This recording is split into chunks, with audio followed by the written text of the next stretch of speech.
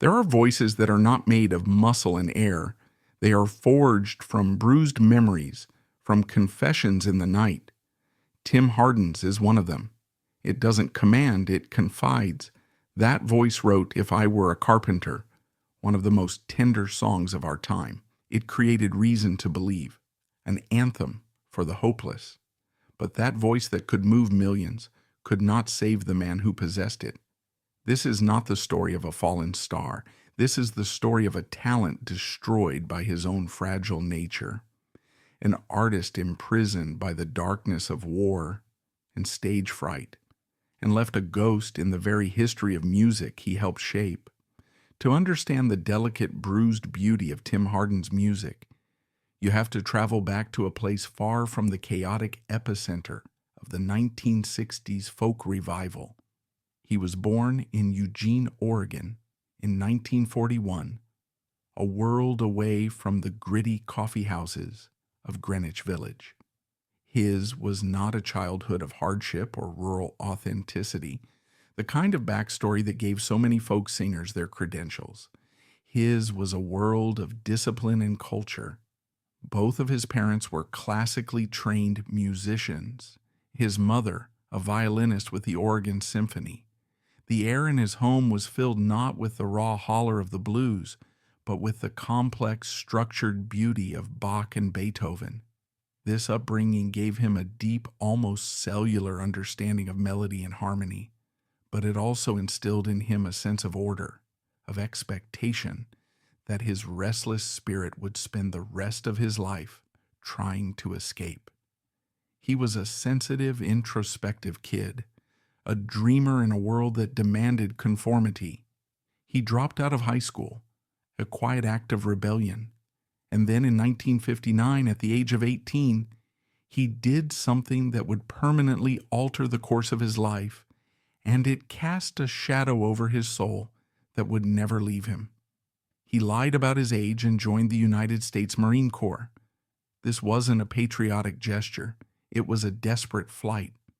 The military, with its promise of discipline and exotic travel, seemed like the ultimate escape from the predictable future that lay before him. He was stationed in Southeast Asia, primarily in what was then called Indochina, long before the Vietnam War became the defining conflict of his generation. He was a kid from Oregon, a world away from home, dropped into the humid, chaotic barracks and bars of the Far East. And it was here, in this alien landscape, that he found a new kind of escape, a chemical solution to a pain he couldn't yet name. It was here that his lifelong catastrophic affair with heroin began. This wasn't the decadent rock star indulgence that would become a cliche a decade later. This was a quiet, desperate act of self-medication by a lonely, sensitive boy. He returned to the United States not as a hardened soldier, but as a casualty of a war that hadn't even officially started, carrying a secret, debilitating wound that would follow him for the rest of his days. When he was discharged, he drifted. He landed for a time in Cambridge, Massachusetts, a hub of the burgeoning American folk revival. It was here, in clubs like the legendary Club 47, that he began to find his voice. He was a striking figure, impossibly handsome with a quiet, brooding intensity. He played the blues, but it wasn't the performative, academic blues of many of his white contemporaries. It was something deeply personal, something that felt lived in, authentic, and wounded. He wasn't just singing about the pain, he was singing from it. But Cambridge was just a stopover on Tim Hardin's winding path.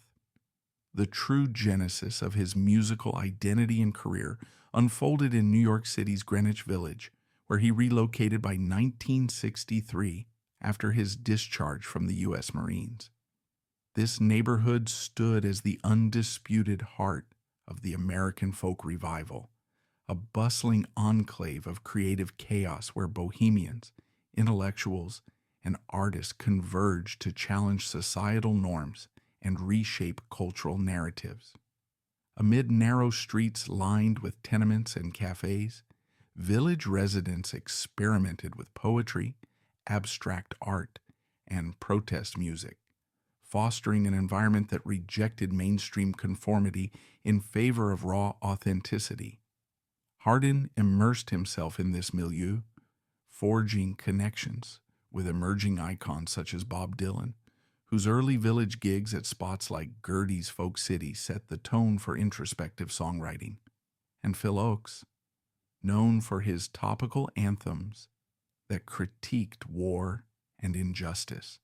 Hardin's presence in the scene extended to shared stages and informal jams. He also befriended figures like Cass Elliot of the Mamas and the Papas, John Sebastian of the Lovin' Spoonful, and Fred Neil, whose bluesy folk style resonated with Hardin's own.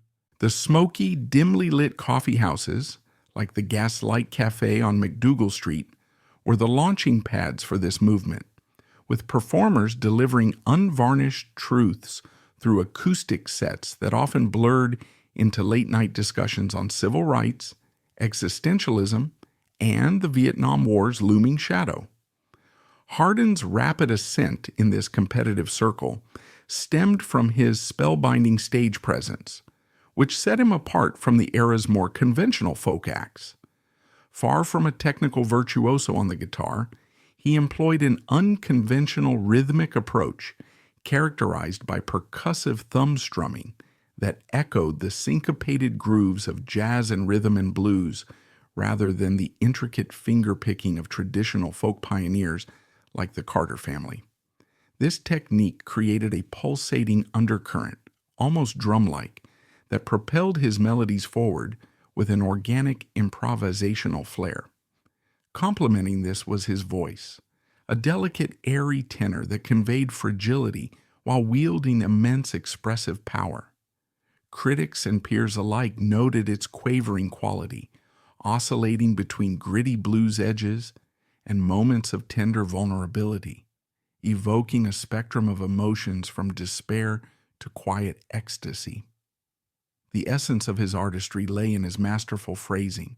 He would subtly bend notes to infuse them with melancholy, deliberately trail the beat to build tension, or insert pregnant pauses that amplified unspoken sentiments, turning silence into a narrative tool. Deeply influenced by jazz vocalists like Chet Baker, whose cool, understated delivery prioritized emotional nuance over volume, Hardin's style embodied an improvisational ethos. He once described himself as primarily a jazz singer, insisting that no two performances of the same song were identical. This approach captivated audiences in the village's intimate venues, where his ability to channel personal turmoil into universal resonance earned him a devoted following among musicians who admired his departure from the scene's often didactic finger-wagging tone. Amid this artistic immersion, Hardin encountered the defining romance and sorrow of his existence in Susan Morse, an encounter that intertwined love with profound personal strife. Morse, a striking aspiring actress and former beauty pageant winner, crowned Miss Golden Nugget in 1963, possessed a poised elegance that contrasted yet complemented Hardin's brooding persona.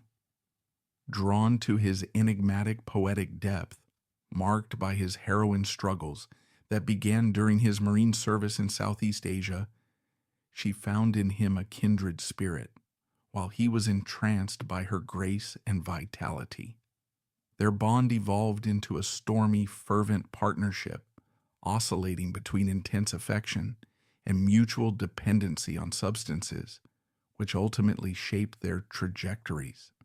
Morse's emerged as his primary muse, inspiring poignant compositions that captured the highs and lows of their dynamic.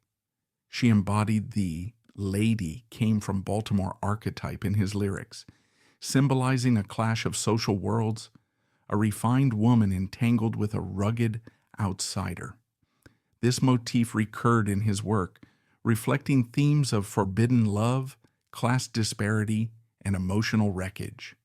Together, they represented a pair of aesthetically alluring yet inwardly fractured individuals, offering each other refuge from isolation while simultaneously reflecting and exacerbating their addictions and insecurities, a duality that fueled some of Hardin's most evocative songwriting. By 1964, Hardin's raw demos, stripped-down recordings showcasing his unpolished vulnerability, reached producer Eric Jacobson, fresh off engineering breakthrough success with the Lovin' Spoonful's upbeat folk rock hits like Do You Believe in Magic?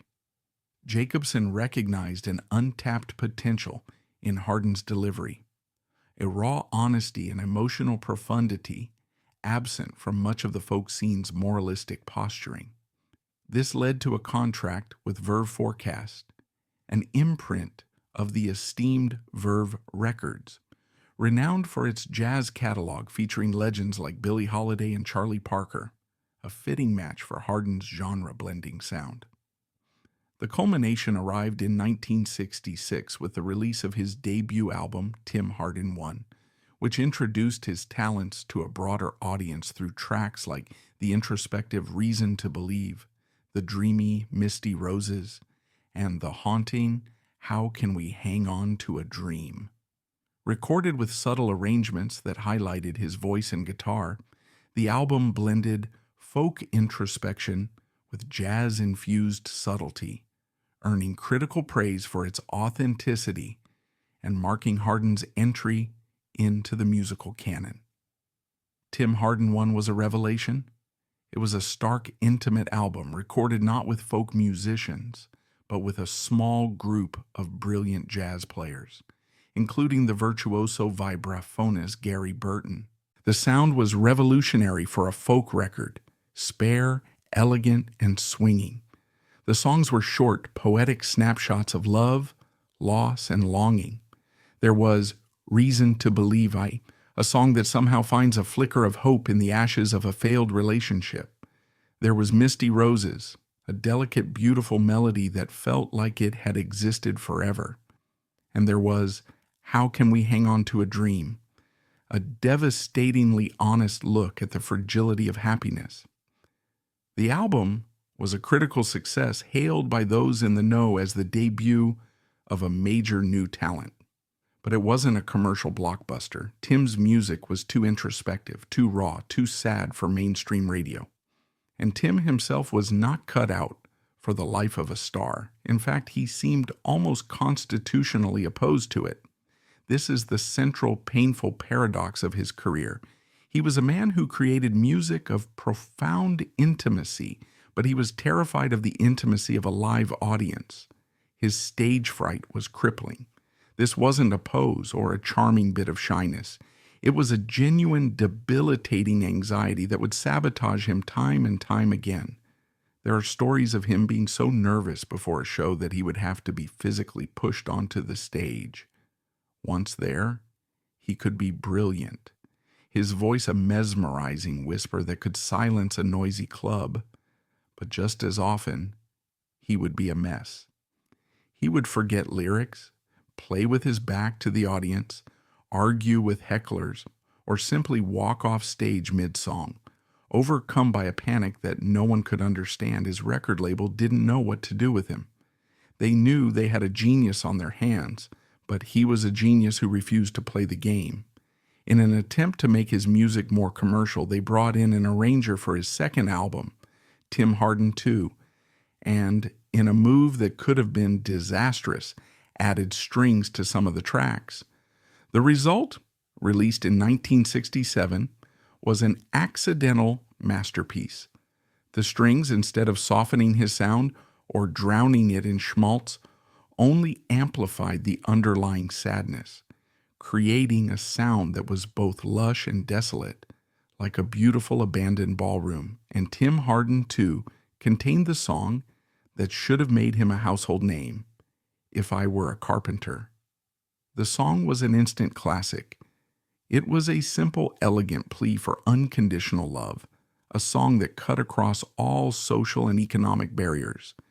It was a perfect encapsulation of the counterculture's ideals, a rejection of materialism in favor of something more real and human. The song was a massive international hit for everyone but Tim Hardin. The pop singer Bobby Darin, a star from a completely different musical universe, recorded a version that shot up the charts. The legendary Motown group The Four Tops had a hit with it.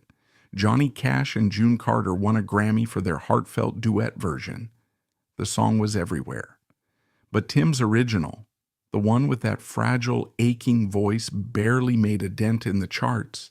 He was becoming a phantom in his own career, a ghostwriter for his own life story. The success was a cruel and bitter irony. The royalty checks were pouring in, giving him the financial freedom he had never had, but that money only served to fuel the heroin addiction that was tightening its grip on him and his wife, Susan. He was a respected artist, but a reluctant star, earning a fortune from a world that didn't seem to want his true, authentic self. And as the 1960s reached their chaotic, mud-soaked apex, the most famous music festival in history was just around the corner, an event that should have been his breakthrough moment, but would instead become a perfect, heartbreaking symbol of his tragic, beautiful disappearance. By 1969, Tim Hardin was living in Woodstock, New York, the bucolic, artistic community that had become a haven for musicians like Bob Dylan and the band. It should have been a perfect fit, a quiet place for a sensitive artist to create. But behind the scenes, his life was unraveling. His heroin addiction and that of his wife Susan was tightening its grip. Their home was a chaotic cycle of love, despair, and the constant gnawing hunger of the drug. The money from his songwriting royalties was coming in, but it was going out just as fast, feeding their habits. And the pressure of his own career, the one he seemed so determined to sabotage, was immense.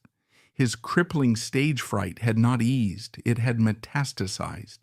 He was now a notorious no-show, a performer whose unreliability was as legendary as his talent. He was booked for the era-defining Monterey Pop Festival in 1967, a slot that had made stars of Jimi Hendrix and Janis Joplin, but he never made it. Then came Woodstock. The festival that would define a generation was happening, quite literally, in his backyard. He was booked to perform. It was his moment, a chance to finally step out of the shadows and claim his place in the pantheon of 1960s icons. His songs were the very embodiment of the festival's gentle, idealistic spirit. He was, in theory, one of its patron saints. He was given a prime slot on the very first day, Friday, August 15th, 1969. He was scheduled to go on after Richie Havens, whose fiery, impromptu performance of Freedom had already become legendary. The stage was set for Tim Hardin to cast his quiet spell over the massive, expectant crowd. But as the moment approached, Tim was a wreck. He was high, he was terrified. His stage fright, amplified by the sheer, incomprehensible scale of the event, had completely paralyzed him. He refused to go on. For nearly an hour, as the schedule backed up and the organizers grew frantic, he remained backstage, a bundle of nerves and quiet terror. Finally, he was coaxed, or perhaps gently pushed, onto the massive stage. He walked out, a small, fragile figure in front of 500,000 people, and for 45 minutes he played a set that has been almost completely erased from the festival's history. His performance was shaky, introverted, and heartbreakingly brief. His voice, that delicate, bruised instrument, was barely a whisper against the vast open air. He played his most beautiful songs, including a stunningly vulnerable rendition of If I Were a Carpenter. But it was a performance turned inward, a private conversation in a public square. He was a fragile whisper in a festival that would be defined by thunderous declarative noise. When he finished, he mumbled a thank you and quickly retreated from the stage, disappearing back into the shadows. He was the ghost at his own feast, physically present at the most important cultural moment of his generation, but spiritually and emotionally absent. The Woodstock Festival was a beautiful, chaotic, communal dream. But for Tim Hardin, it was just another nightmare he couldn't wake up from. The 1970s were a long, slow slide into a quiet, heartbreaking obscurity.